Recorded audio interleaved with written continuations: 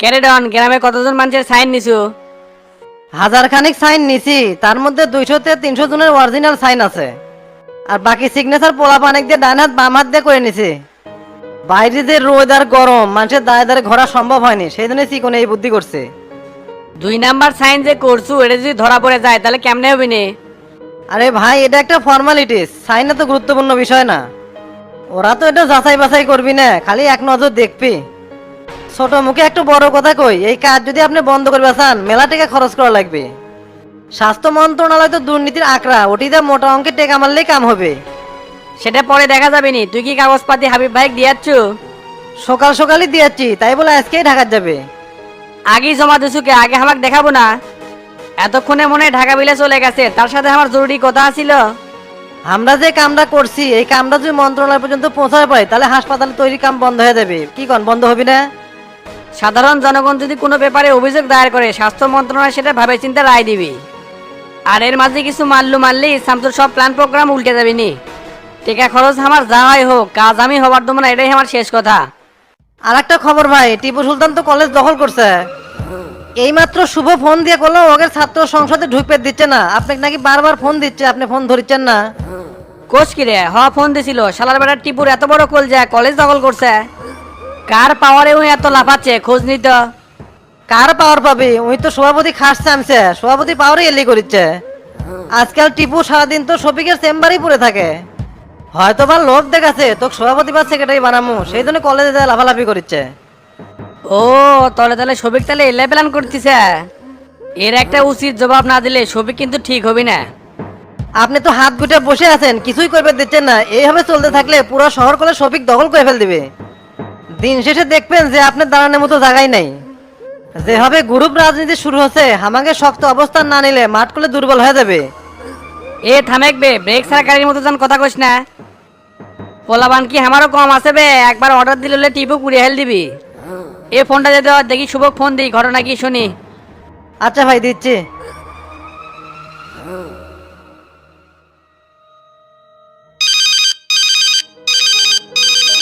তোতা ভাই ফোন দিছে, ভাই কাকে বিষয়গুলো জানাই। হ্যালো, শুভরা কি রে? ভাই আসসালামু আলাইকুম, সেই সকাল থেকে ফোন দিচ্ছি, ফোন তো রিসিভ করেন না। ব্যস্ত আছিলাম এই জন্য রিসিভ করে পারি নাই। কে রে, কলেজে কি হচ্ছে রে? টিপু কলেজে পোলাপান লিয়ে আসা, সেই তো গ্যামজাম শুরু করে দিছে। আর হচ্ছে কলেজ আজ থেকে শফিকের নেতৃত্বে চলবে, ওই যা কবি তাই হবে। এঙ্কা করে চললে আমাদের রাজনীতির মাঠ তো লাটে উঠে যাবি। বুঝতে কি করিস, গরুর ঘাস কাটিস নাকি? ওরা গ্যামজাম করলে তোরাও করবো, পরে কি হয় না হয় সেটা আমি আসি তো। অলরেডি 2-3টা ককটেল ফুটেছে, আমরা এখন লাইব্রেরির পিছনে আছি। আমাদের 2-1 জন আহত হয়েছে, তা করে জিয়া মেডিকেলে নিয়ে যাওয়া লাগবে। কোষ কি রে, এই মরা সবিকেরই এত সাহস আছে? সভাপতি হয়ে দেখেছি বুকের পাটা বেড়ে গেছে। ভাই আজ তো আমি মহাবিপদে পড়ছিলাম, আপনি কতবার ফোন দিয়ে আপনি ফোন ধরেন না, পরে আমি ডন ভাই সব জানাছি। চিন্তা করিস না, ক্যাম্পাস যান ছাড়িস না, আমি এখনই আসতেছি। আচ্ছা ভাই তাড়াতাড়ি আসেন, শক্ত একটা পদক্ষেপ নেওয়া লাগবে, না হলে কিন্তু অবস্থা খারাপ। এখন রাখলাম, তাহলে পরে কথা হবে নি।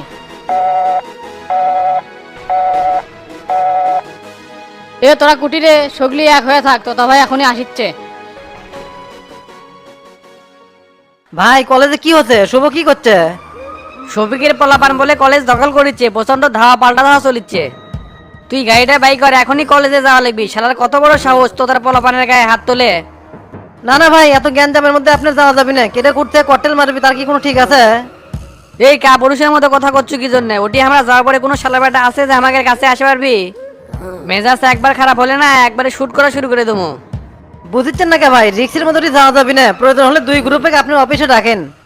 ধাওয়া পাল্টা ধাওয়া চলেছে, কেটে কাক মারিচ্ছে, হুম্মুদকে তো ইট এসে একটু লাগে, তাহলে কি হবে না?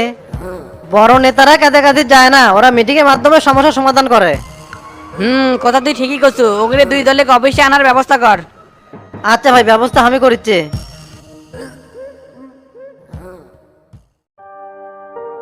ভাই আসসালামু আলাইকুম, আমাকে বলে ডাকছেন? ওয়ালাইকুম আসসালাম। ডাকছি, তা মুগলেশ ধরে আসো কে? বসো।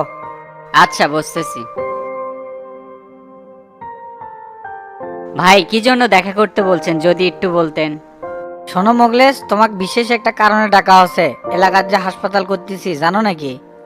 যেখানে শত শত অসহায় দরিদ্র মানুষ বিনামূল্যে চিকিৎসা পাবি।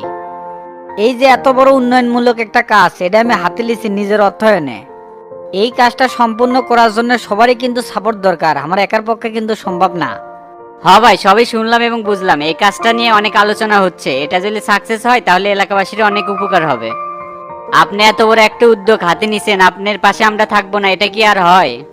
এলাকার মধ্যে এরকম একটা আধুনিক হাসপাতাল হবে, এতে তো আমরা এলাকাবাসী অনেক খুশি। অবশ্যই খুশি হতে হবে, কারণ আধুনিক চিকিৎসা এখন এলাকাতেই পাওয়া যাবে, এই জন্য আর শহর বন্দরে যাওয়া লাগবে না। আমি নিজের চোখে দেখছি অনেকেই অর্থের অভাবে ভালো চিকিৎসা না করতে পারে ধুকে ধুকে মরে গেছে। দক্ষিণ পাড়ার কদ্দুস চাচা খুব করুণ অবস্থায় মারা গেছে, যার দৃশ্য আজও আমার চোখে ভাসে। আর আমার বাবা মাও ভালো চিকিৎসা না পেয়ে ধুকে ধুকে মারা গেছে। তারপর থেকে মানুষের দ্বারে দ্বারে ঘুরে ঘুরে আমি মানুষ হয়েছি, তখন থেকে আমি প্রতিজ্ঞা করছি জীবনে ভালো কিছু করতে পারলে একটা হাসপাতাল তৈরি করবো। সেই জন্য আমি চাই তোমরা আমার পাশে থেকে হেল্প করবা, এরকম বিপদে আর কেউ যেন না পড়ে। তে ভাই বলেন, আমি আপনার জন্য কি করতে পারি? হাসপাতাল কোথায় নির্মাণ করতেছি সেটা কি জানো? হ্যাঁ জানি তো, শোলদগরি প্রাইমারি স্কুলের অপোজিটে হচ্ছে। শোনো মোগলেশ, একটা হাসপাতাল নির্মাণ করতে অনেক জমির প্রয়োজন হয়। তো শফিক চাচার কাছ থেকে শুনলাম ওখানে নাকি তোমার 2 বিঘা জমি আছে। আমি চাই তুমি জমিগুলো হাসপাতালের নামে অক্ষ করে দাও। তোমার এত চিন্তা করা লাগবে লয়, বাজার মূল্যে যে দাম হয় সে মূল্য তোমাকে দেওয়া হবেই। কিন্তু ভাই জমিটা আমি...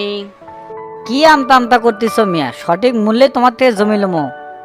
আর তোমার ওই জমিটা না পারলে হাসপাতালের কাজটা সম্পূর্ণ হবে না, একটা সৌন্দর্যত্ব ব্যাপার আছে। সেটা তো বুঝলাম ভাই, কিন্তু আমি তো জীবনে কোনো জমি বিক্রি করি নাই। হঠাৎ করে এক দাগে 2 বিঘা জমি বিক্রি করবো, এতে আমার ভাবা চিন্তার বিষয় আছে। একটা মত উদ্দেশ্যে তোমার জমিটা দিচ্ছ, এটি তো ভাবনা চিন্তার কোনো কিছু নাই। দুনিয়ার থেকে যখন চলে যাবে তখন কিন্তু এই সম্পত্তি লেজার পাবে না। যদি ভালো কোনো কাজে জমি দিয়ে যাও, পরকালে এটি তোমার কাজে দিবি। এই শামসু কারো ক্ষতিও করেনি, কারো কোনোদিন বিপদে তো ফেলায়নি। তোমার ভালো কর্ম যাও, কথা দিলাম। তুমি না মত করো না ভাই, বাজার মূল্যে যা হয় তার চেয়ে বেশি দমো, তার জমিটা দিয়ে দাও। ভাই আমাকে এনা কিছু সময় দেন, ভাবনা চিন্তা করে আপনাকে বলবনি। বাপ দাদার সম্পত্তি, আমি হুট করে একটা সিদ্ধান্ত নিলে তো ফ্যামিলি থেকে মেনে নেবে না। আরে ভাই, ফ্যামিলির কর্তা হলো তুমি, তুমি যা কবে ফ্যামিলির লোক সেটাই মেনে নিবি। তারপরেও যদি তোমার কোনো সমস্যা হয় তাহলে আমার জমির সাথে এই 2 বিঘা জমি এক্সচেঞ্জ করে লিও। আমার যে জমি তোমার পছন্দ হবে সেই জমি দিয়ে দেবো, তাও না করো না। তাইলে তো আর কোনো কথাই নাই, আমি রাজি আছি। আপনার যে মার্কেট প্লেসে জমি আছে ওখান থেকে আমাকে সামনে থেকে 2 বিঘা দিবেন। তুমি মিয়া চালাক আছো, ঝোপ বুঝে কম মারছো, তবে আমার এই স্বপ্ন পূরণের জন্য আমি সবকিছু মেনে নিবার পারি। ঠিক আছে, তুমি যে প্রস্তাব দিছো সেটাতে আমি রাজি। পরশুদিন আসো, দলিল হবি। কারণ আজকালকার মানুষের কথার তো আর জবান ঠিক নাই, সকালে এক কথা বিকেলে আরেক কথা কয়। কি যে কন ভাই, মকলেস এক কথার মানুষ। আপনি মুখ দিয়ে কইছি মানে আপনাকে দেওয়া হয়ে গেছে। এত বড় অফার কি ছেড়ে দেওয়া যায়? আপনি চাইলে আজকেই দলিল হবে ভাই।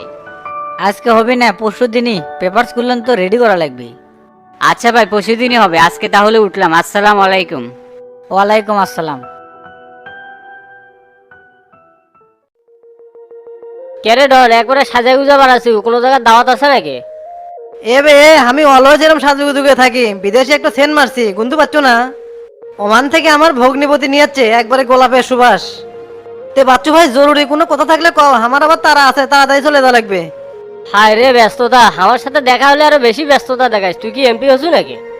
তুমি কি মনে করো মিয়া, আমি কি এমপির চেয়ে কোনো অংশে কম? এই যে কলেজের ধাওয়া পাল্টা দেওয়া হচ্ছে, ওটা আমারই মীমাংসা করে দেওয়া লাগবে। যেই রণক্ষেত্র তৈরি হয়েছিল, ফোন করে না করলে রক্তের বন্যা হয়ে গেল নে।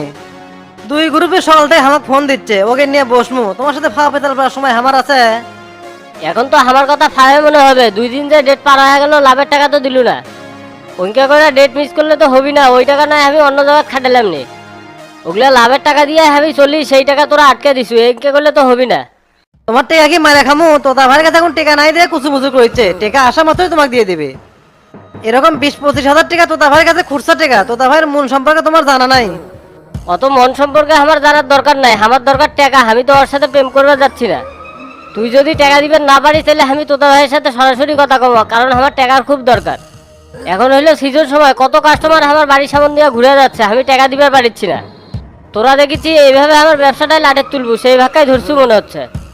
পুপাড়ার বেলালে বেটি বিয়া দিবি, সেই টাকা আমার কাছে যাচ্ছে, আমি তার টাকাই দিবার পারছি না। তোমার কথা ডায়েটই খারাপ, মনে হয় 20,000 টাকার জন্য গোটা দুনিয়া আটকে আছে। এই টেকার বিষয়ে তুমি আমার সাথে আর কোনো কথা কই পারবে না। তোতা ভাইয়ের দরজা সবার জন্য খোলা, তুমি যেহেতু তোতা ভাইয়ের সাথে কথা কও। এই বেবেনের লাগান কথা কইস না, টাকা তো তুই আমার কাছ থেকে নিয়ে গেছো। তুই উল্টাপাল্টা কথা করছু দেখেই তো আমি তোতা ভাইয়ের সাথে দেখা করবার চাচ্ছি, নাহলে কি আমার তোতা ভাইয়ের কাছে যাওয়া লাগতো? একটা কথা মনে রাখিস, জমির দলিল কিন্তু আমার কাছে আছে, আমি কিন্তু যে কোনো সময় অ্যাকশন নিবার পারি।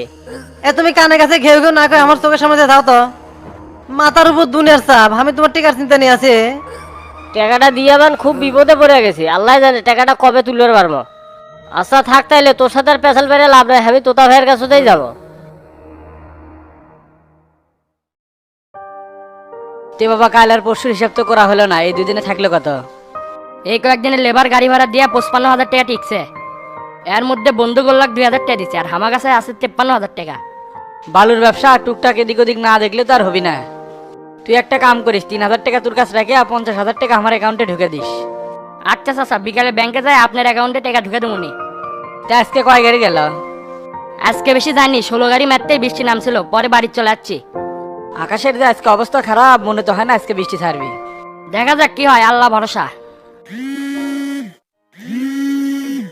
চাচা, এই সময় আবার কেটে ফোন দিল?